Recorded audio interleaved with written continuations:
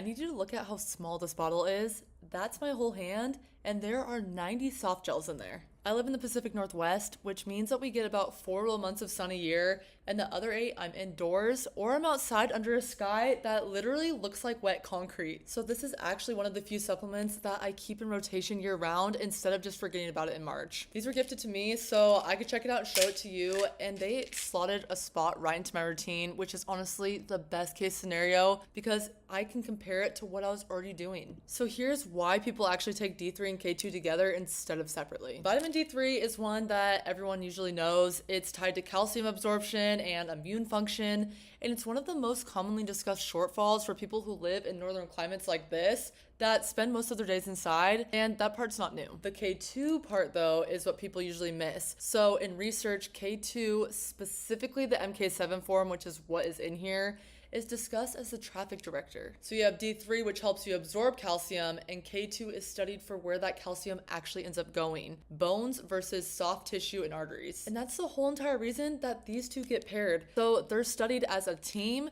and taking one without the other is the thing that nutrition people bring up constantly. 5,000 IU of D3, 100 micrograms of K2 as MK7. So that's 3 months at 1 a day.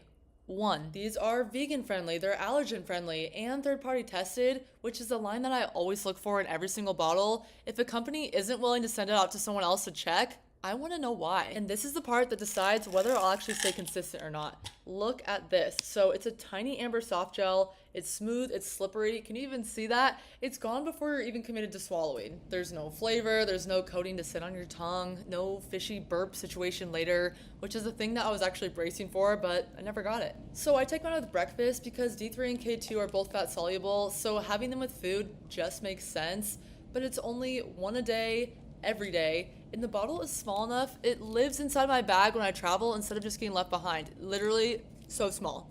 As always, do your own research, listen to your body, and talk to a healthcare professional if you need to. But overall, if you check this out, you should definitely let me know what you think. If this was helpful for you, please go ahead and hit subscribe. It really helps me keep doing everything. Everything I feature is linked down below in the description, and I only make videos for things that I actually recommend. So if I wouldn't use it, it does not get a video. See you in the next one.